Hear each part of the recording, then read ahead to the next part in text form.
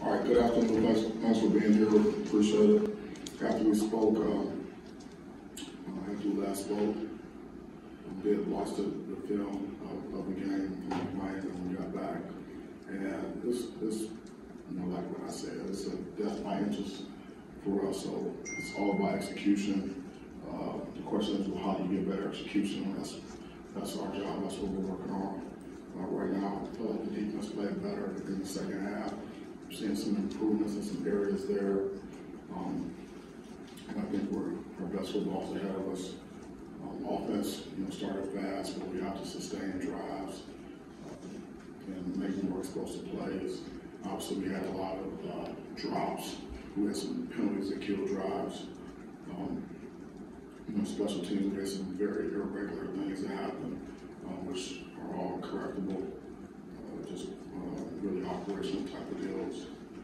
And then again, I said it before, we have to play complementary football. We had offense, defense, and special teams have to work together for 60 minutes. I believe our best 60 is ahead of us. So we have a tremendous challenge this week with Ohio State. Obviously, we know they're a great football team. They're very well coached. We met as a team this morning. Attitudes were great. We just had our first practice for the week. Very, very focused. Really good energy, more determined, attention to detail, sense of urgency, discipline. Communication is really good. And those are the things that you look for moving forward.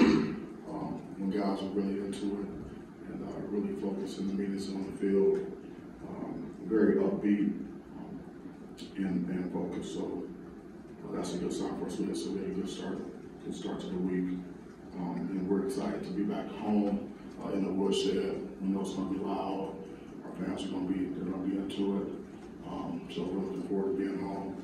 We're going to have some big time recruits at the game, so that's very important for us. And obviously, Ohio State's a great football team. So with that, I'll open it up. And on the front to your left, can you kind of go through the challenge that Ohio State presents offensively? Obviously, we saw what they were capable of doing last week, and C.J. Stroud and just the weapons they have at their disposal. Yeah. So the challenge is that they're very balanced. So they're extraordinary in the run game and also the pass game.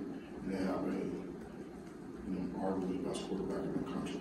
So everyone's at the point of attack on every play. So Elijah Collins seems to be getting like a more featured role. What have you guys seen from him out of practice that's just kind of led to that move up the depth chart? Yeah, well, it's with the production that you see in the game from him, that's what we see in practice. So and it's been consistent and he's really improving. And so he's earned the opportunities to go in the game, and when he's gone in the game, he's done well. And he has a really good attitude. He works really hard. He's a great teammate, and he does an excellent job on special teams. So he's very unselfish and he's hungry. And so, and I think that's why he's been productive in the role that he's had so far. I'm wondering, just one play in particular, that 68-yard run in the second half. I'm wondering what happened on the communication there between Brooks and Williams, and it seemed like they weren't in the right place, then they got in the right place, and then maybe missed some tackles. Is that kind of like one of those plays that's kind of epitomizing that death by inches in some ways? Yeah, that was a good question. That was KB in speed. Yeah. So we actually got into the right call, and we need to be aligned closer to the line of scrimmage to make that actually easier to play. And then we need to align areas align maybe 2 yards wide. So we have two unblocked players there to make the play on 1 guy. So that's a play that should be made. This actually should be a tackle for loss. We're actually coming off the edge there. Is that one of those plays though that if they were in the right spot to begin with, there's less thinking and maybe? Yeah, even in the spots that they were in, that should be a tackle for loss.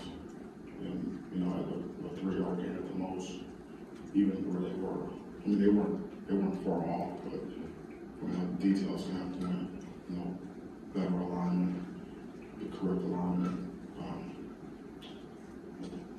also make a difference.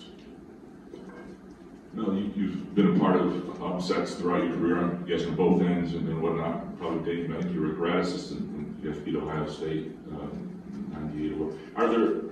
Are there dynamics that are important in a matchup, or there's something that hasn't shown up on film yet in terms of when you look at a matchup that you need to happen this week to beat a team that's performing at the level they are?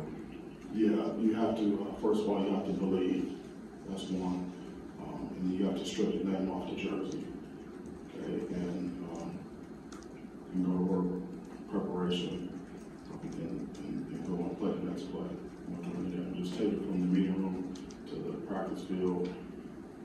Do it so many times right in practice where you can't get it wrong in the game. Then you take it to the game, you play one play at a time. You know, never looking at the scoreboard. You just keep playing. So it's not anything real complicated about it, but it starts with belief, and then it goes from there. Mel, they got a new defensive coordinator over this year. I'm just wondering, you know, what's different on that side of the ball as you're seeing from them from previous years? Yeah, I like what Noah is doing. They're very decisive on defense, and they play fast. They have a lot of speed, and they throw fast to the ball. So they're going to make sure that you can run the ball inside. They're going to make you run the ball sideways, and they're going to use their speed to track you down and make sure they got good edges. So they're playing fast, and they're very. It seems like they know where their help is and where they fit.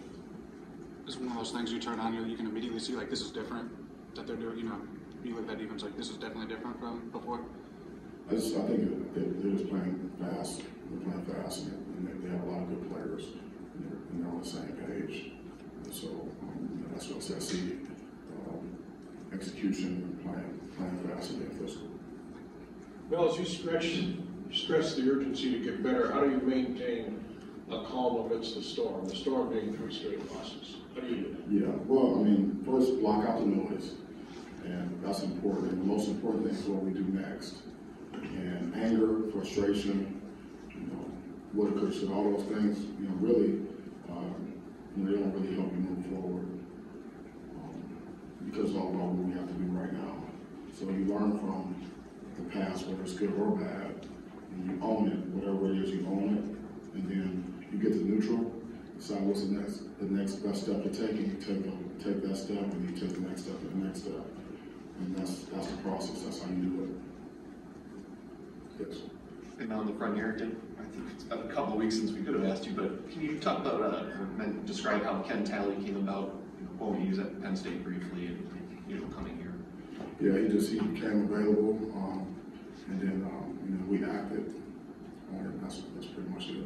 And what your projection for him, how he fits into your scheme, and are you applying for a waiver to try and make him eligible? Yeah, well, I don't have a projection for him at this time, so really focus on the guys that are available to play for us right now. Did you guys file an appeal to get him eligibility right away? Yeah, that's not something that I'm really focused on right now. So he'll be ready when he's ready. Well, I think your teams have won 8 of the last 9 at home. You've talked about the crowd, how important it's been for you when it's had that kind of support. You know what Ohio State's traveling party can be like, and if they're coming up here trying to buy tickets, how important do you think it is for your crowd to show up and not to be selling seats on Saturday morning? It's important, very important. So I know that our fans are going to show up, and I know they're going to be loud, and I know they're going to be into it. So it's very important. Our home field should be an advantage for us. Is it important that you get off to a good start, even more than normal, for that to get your crowd into the game so they have them taken out of it? Yes, it's going to be important that we get off to a great start, regardless. Yes, but obviously, our crowd is wanting to see good football, great football, and execution, and that's what we aim to deliver. Other Other than Darius Snow last year, Angelo Gross was the most productive for you on defense against Ohio State. How do you hope or anticipate that he performs in that way this year? And also, how much better has he been since moving to the nickel spot, and why is that?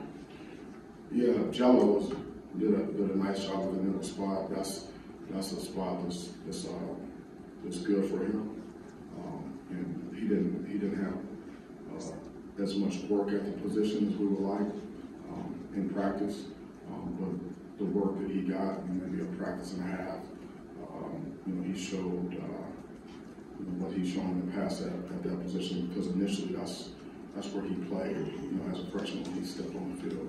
And so I feel like he's going to get better because he's going to get more time on task in practice, and that's important. That's a very important position for us.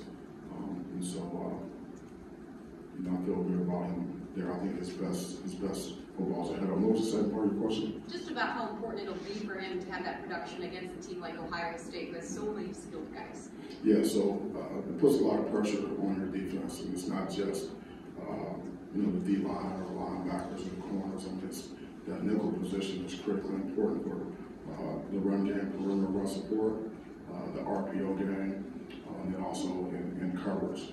You have to be a really good tackler, and you have to be adjustable. They have a lot of shifts, a lot of motions, and things like that. So he has experience, so it's going to be important that we get high-level production from him at that position. You mentioned it being a big recruiting weekend. I'm just wondering, how does what's happening on the field affect? I mean, that's not going to affect how you're recruiting, but does it become tougher, or does it change at all when things aren't going well on the field, as opposed to obviously when things are rolling? Does it get tougher, I guess? Yeah, I think it depends on who you're recruiting and what they're looking for, and what is their criteria. If I'm a recruit and I'm being recruited by Michigan State, I'm saying that's a place that is hungry to win football games. They have a great fan base, great alumni support. It's big time football, and I have an opportunity to go in there and contribute. If I come here and I'm ready to play and I do what I'm supposed to do, and I can be part of the build, and the emergence and the surge moving forward. And those are the type of guys we need. We need guys that want to come in and do something significant and do something extraordinary. Hey, Bill, you said Ohio State, something that impressed you about their defense is the way they're on the same page. With your defense, did you see progress in that area, or defense more on the same page? Yes, yeah, I do. I see that. I see gaining more experience, learning how to play more together, and that's important to get the right group of guys together so that we can play. Sound, solid football. Good team defense.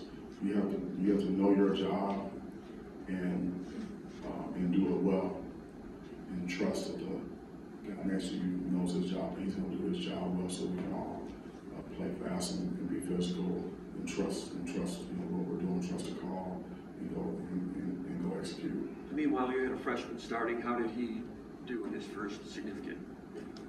With Mangum back there at safety, how did he do?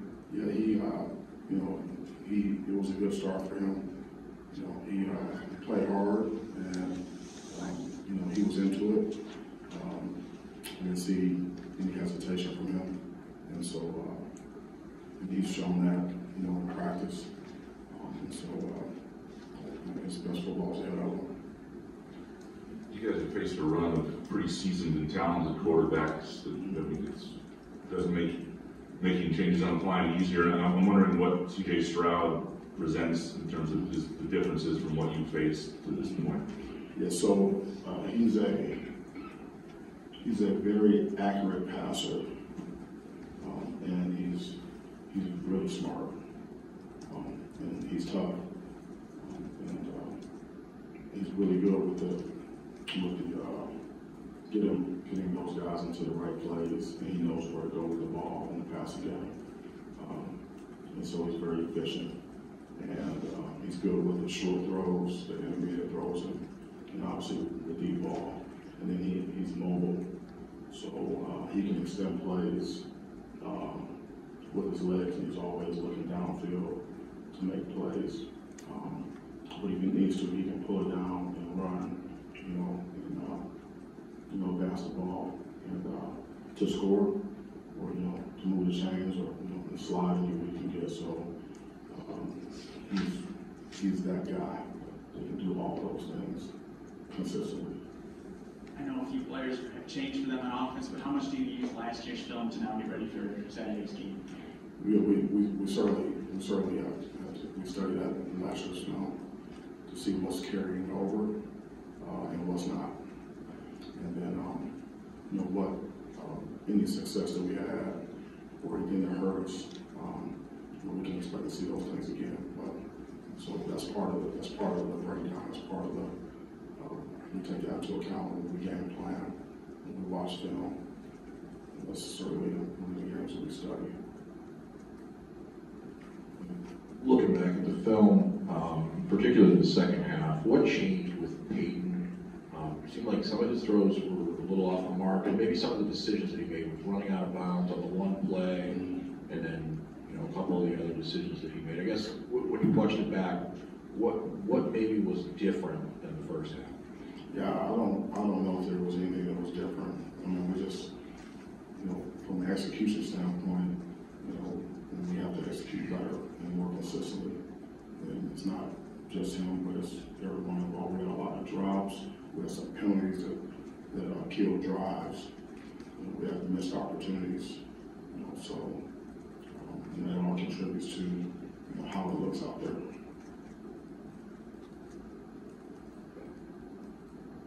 Well, I think you were 9-1 and playing for a championship last year when you went to Columbus, kind of ran into a buzzsaw there. How do you stop? Thanks for that. How do you stop one score or one big play by them from turning into the kind of 21 or 28 point blitz they get so often? Yeah, you can stop that one, stop it, and it doesn't happen. That helps. And then you always have to play the next play. I mean, so it's just like I told the players this morning. The first thing I told them this morning, okay, I said, write this down. Okay, you will always be defined on how you handle adversity, how you respond to adversity, not just on the football field, but beyond, outside of football, in life. Because you're going to be in adverse situations. I mean, it's everything. We're all adults here. We know that everything is not always peaches and cream. I mean, there's bumps in the road, and some are severe, and some not so much. But there's adversity, and it doesn't get any easier as you go. I mean,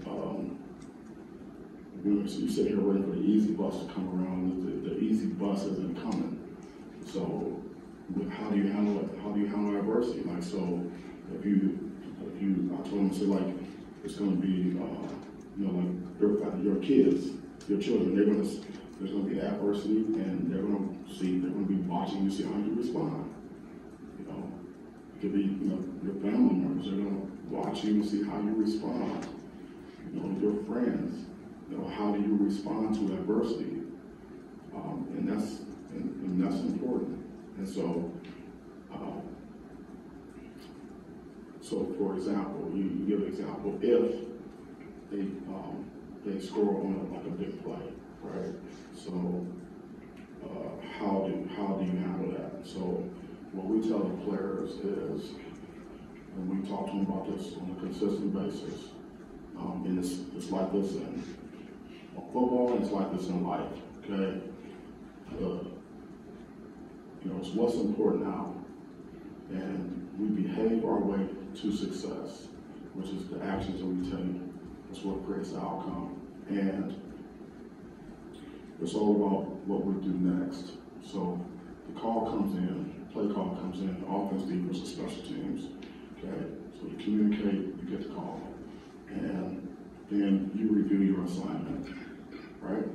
And then, of course, you review your assignment. And then you play the play, and you apply for us. Okay? And then a quick evaluation of that play. A quick evaluation of that play, good or bad. And it's about a 6-second play. And you evaluate it, good or bad, and then you own it.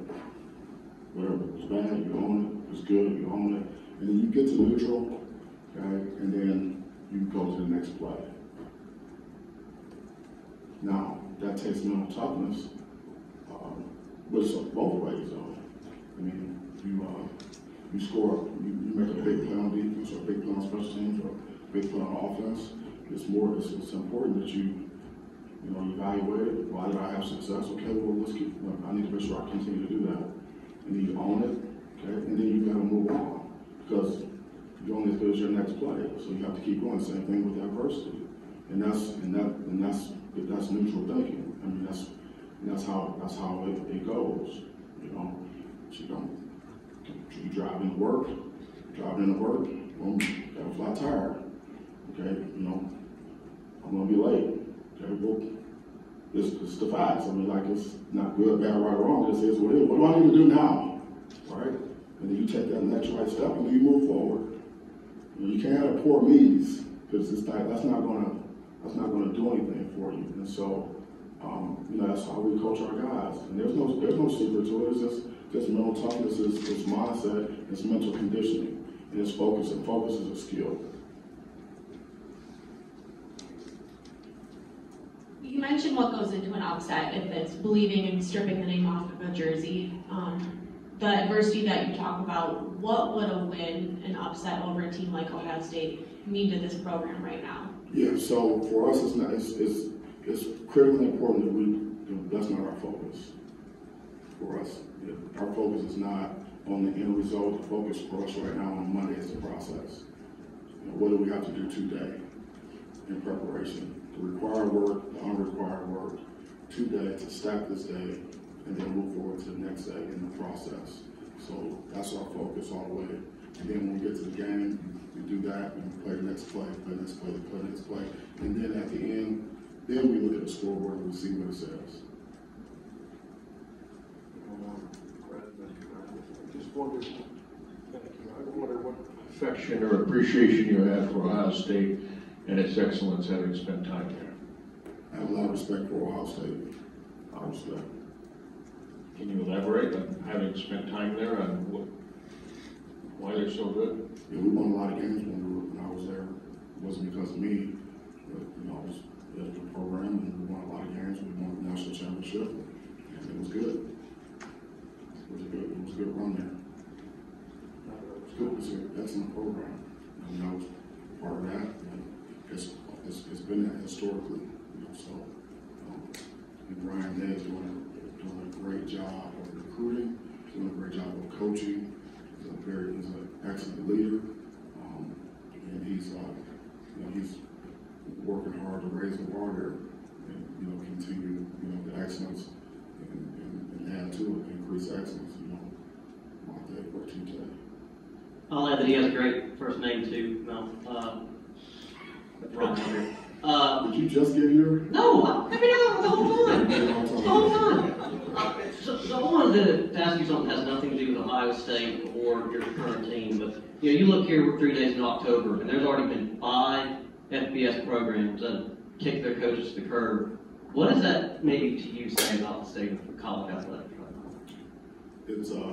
It's a production business, and that's what it is. In that regard, I mean, do you feel like it sends the wrong message to college athletes when you say, hey, stick together, stick with the team, don't go to the transfer portal, but you're not even halfway into the season and you're telling the coach to get out the door? Well, I think it's important to be realistic with the players and not and take it for what it is. That's not something that we talk about. But who are we kidding? Right? So it's important to be realistic about everything that we do and be aware and then control what you can control. But that's the reality of the situation, obviously, and that's what we sign up for. So this is voluntary. Well, last thing on that, given one of the schools has been moved, your alma mater, were you shocked, surprised, any thoughts on Paul Chris getting dismissed? Nothing shocks me or surprises me at all. In anything that we're doing from a football standpoint.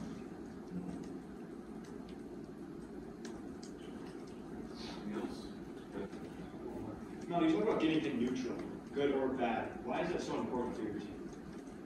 Yeah, because you don't want to be. You want to have consistency in performance. You can't be up and down like a yo-yo. You can't be a front runner when everything's going well. You're jumping up and down, you're celebrating, everybody's smiling, and it's just like you won a Super Bowl, and then some adversity hits, and then everyone's in the tank. So that's not a winning formula. That's not a championship mindset. That's not how you go through life. Just up and down. It's all about consistency in performance, and like the more, in my mind, the more neutral you are, the more intense you are, the more focused you are. It requires a tremendous amount of intensity. It requires a tremendous amount of focus, discipline, self-control, to think that way. Because if you can't figure out how to think like that, then you're going to do things based upon how you feel and not based upon the standard. And we all know that we don't always feel like doing certain things, but that doesn't change what needs to be done. So it's not about it's standard over feelings, standard over emotion. And so neutral thinking is not easy to do, but like I say, focus is a skill, and that's what we call it mental conditioning. It's just like physical conditioning. It takes reps. And you learn, and then you keep going. I'm just kind of curious, Matt, where do you keep your national championship ring from Ohio State? Is that something you displayed to recruits or anything, or because they are in the conference that you just kind of don't bring that out or don't? Well, I mean, they're in my office. They're really hard to get. It's hard to finish first, no matter where you are, what you're doing in any sport or anything you do. It's hard to finish first. And so, they're there, but I remember Jim Tressel, I don't wear them. I mean, every now and then I may throw them on, maybe, but it's not for me. But I remember Jim Tressel told us 2002, because he had, I believe he had 4 national championships at Youngstown State before he got to Ohio State. And in 2002, he won the national championship. And then obviously there was a lot of hoopla and all that, and brought to center court, basketball game, everybody's cheering and all that. And the rings come in, and Coach Tressel told the staff, and staff zapped me, he said, "Don't let me catch you wearing your ring or looking at your ring." He said, "Don't let me catch you looking at your ring. So just don't wear it, and you don't have to worry about it." So I don't wear them, I never have. So it's a good point. I mean, I saw it, it's already in the books, right? What's next? You keep, looking in the past. That's not going to help you very much. And as we talk about, it's a production business, right? It's all about what have you done for me lately? What have you done for me today? Not last year or 2 years ago or 5 years ago. Correct? Yes, sir. Yes, sir. Love that sweater. All right, thank you so much. Thanks for coming out. Go green.